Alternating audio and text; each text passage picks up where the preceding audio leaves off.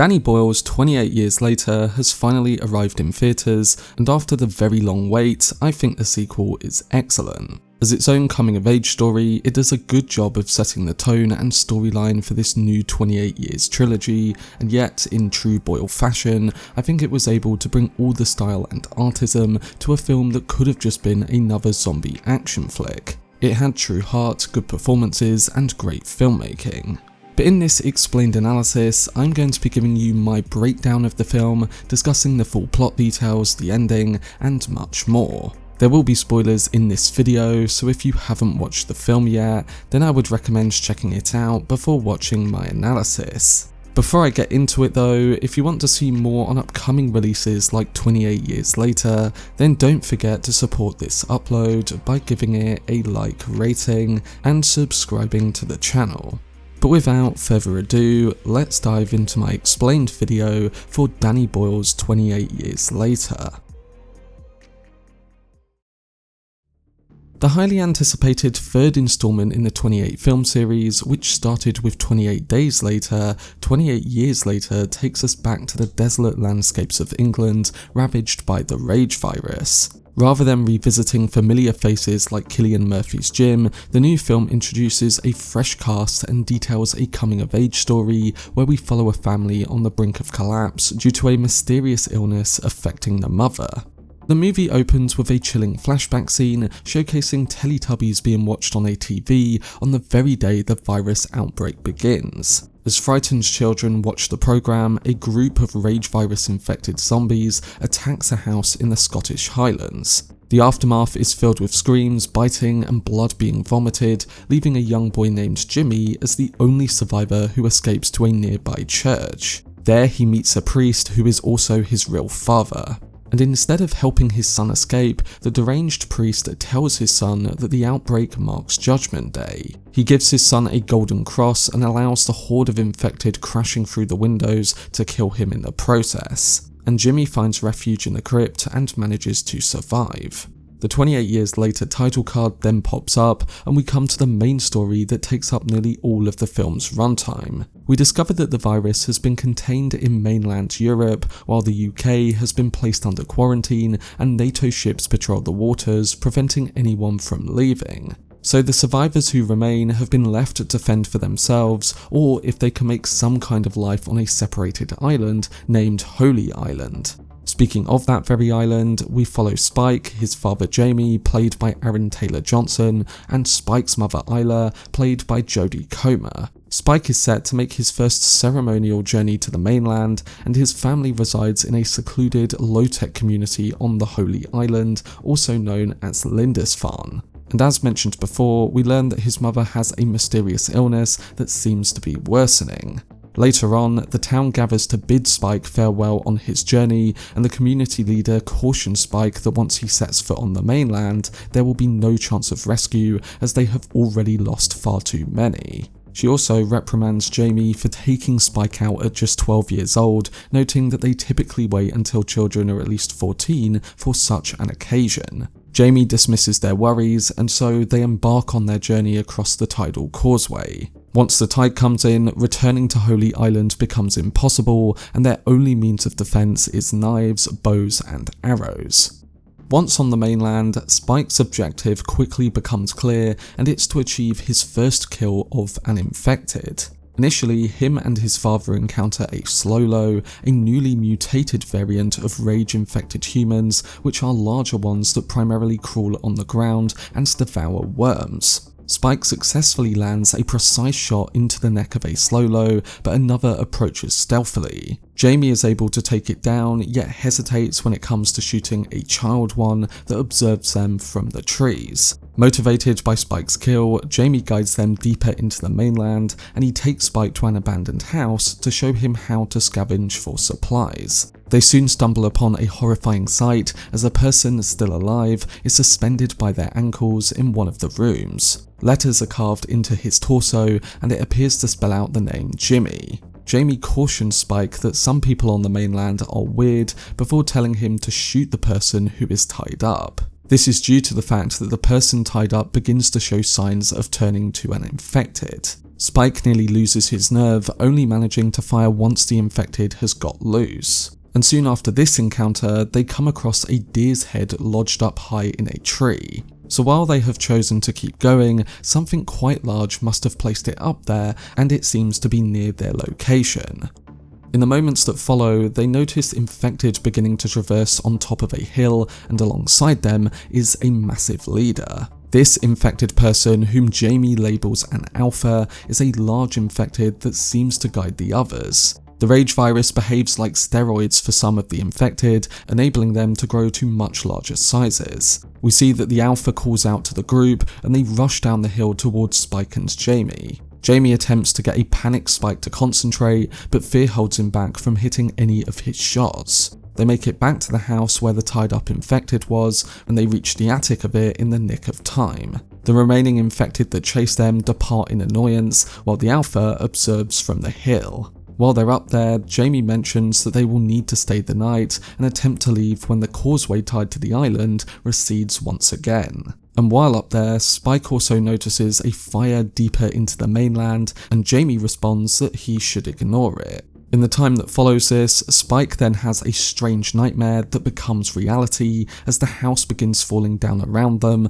after a herd runs past. They manage to get out in time, but are aware that the noise will have alerted the infected, and in particular, the nearby alpha. They do make it back to the causeway, and they find that the tide is just low enough that they can run across. But halfway down the path, they see that the alpha is now in pursuit of them. They successfully notify the watchtower at the island gates while they sprint, prompting the community to quickly fire a barrage of arrows at the alpha pursuing them. A flaming arrow is what eventually takes the alpha down, and it's just as Jamie and Spike reach the gate, proving to them that they are not infected.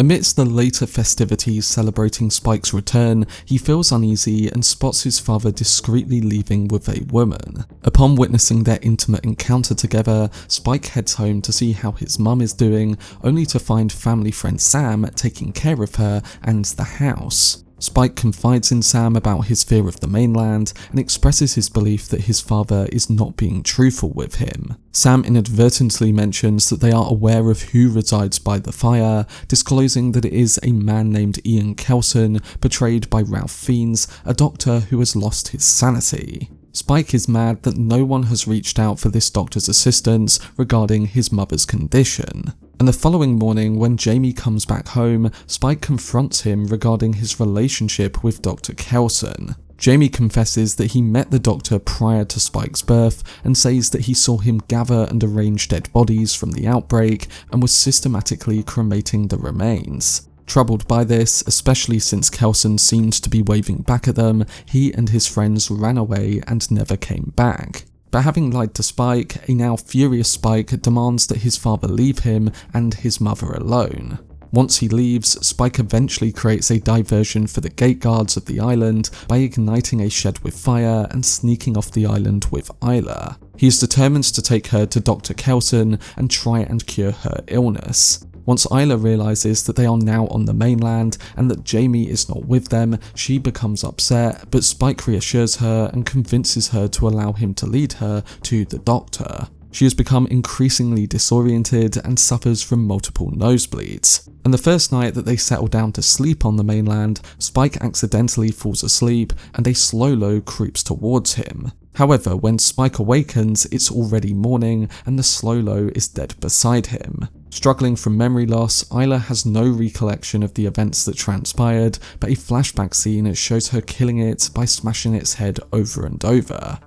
Moving on, we cut to follow a new group of characters, in particular soldiers that are escaping from a horde of infected. We learn that an alpha pursues them into a tunnel, viciously killing each of them, with only one of the soldiers managing to get away. Following this, we then cut to another group of infected on the mainland, and it's here that we start to see how they might have evolved in the years since the original films. Groups of them now pack together, wash themselves at a river, and we see that an infected female amongst them is pregnant. After this, we return to Spike and Isla, who are still on their journey through the mainland. As they catch sight of the Angel of the North, Isla reflects on her father telling her stories about it. Suddenly, Spike notices infected creeping up on them, and a pack forces them to escape towards a nearby garage. Once inside, they realise that the gas there has evaporated into the air, making it hard for them to breathe as the infected pursue them inside.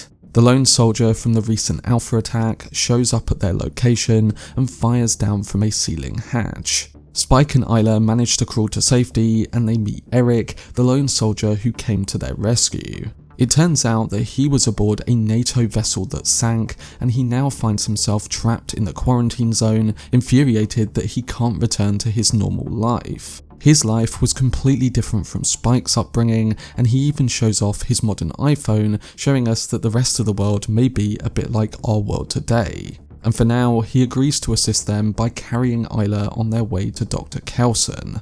Once Isla regains her ability to walk though, she dashes down an embankment after hearing screams from a nearby train carriage. There she encounters the pregnant infected in labour that we previously saw and aids it in birth. Spike and Erik eventually reach her on the train, and when the infected mother awakes, Erik proceeds to shoot her. He then threatens Isla to drop the baby, but she stands her ground since the baby appears uninfected.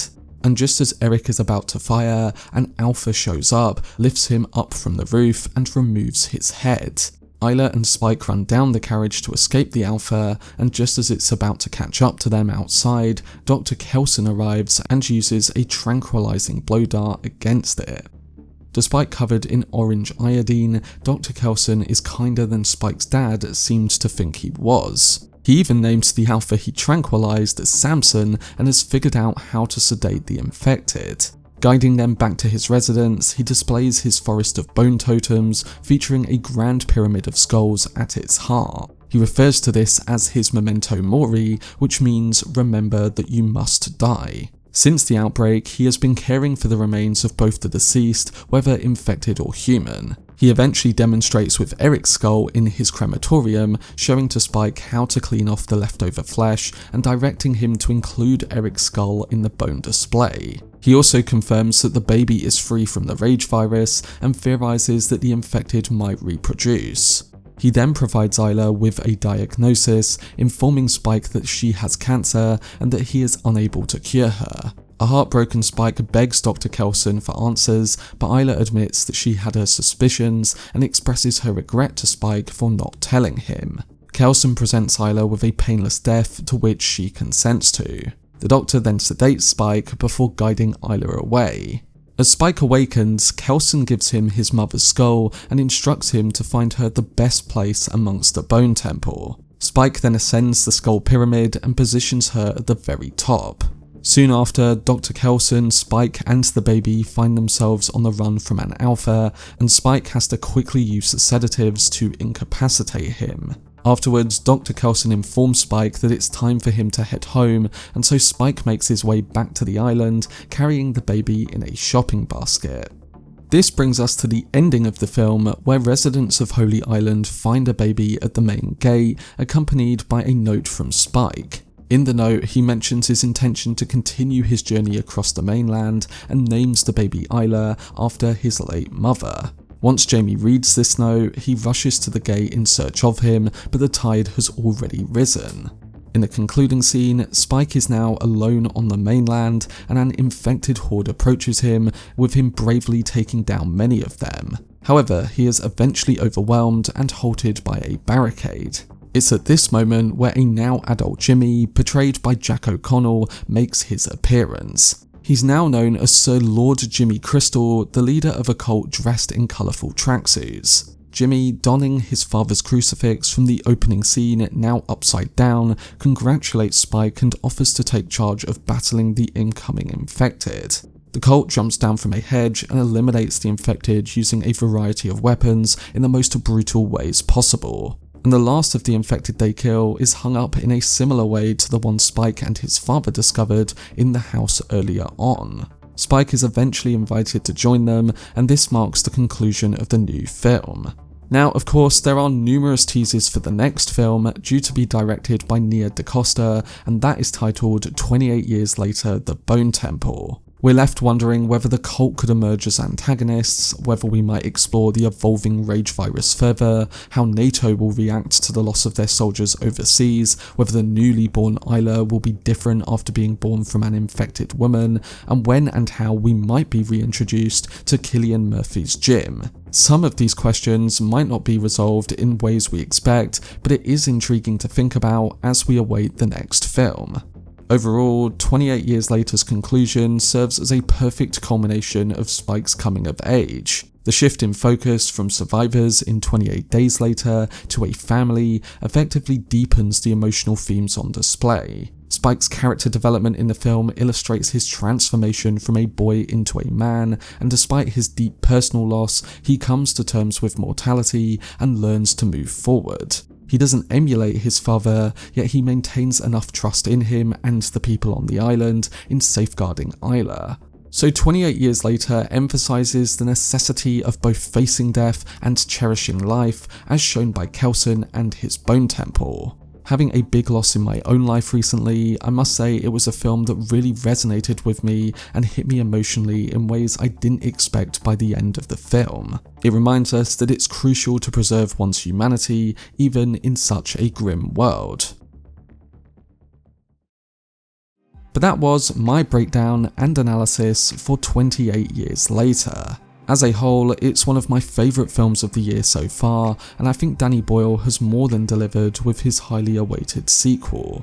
But I do hope this breakdown did help some of you guys understand the film and the main details a bit better, and overall, I'm looking forward to hearing your thoughts on it, so don't forget to let me know down below in the comment section.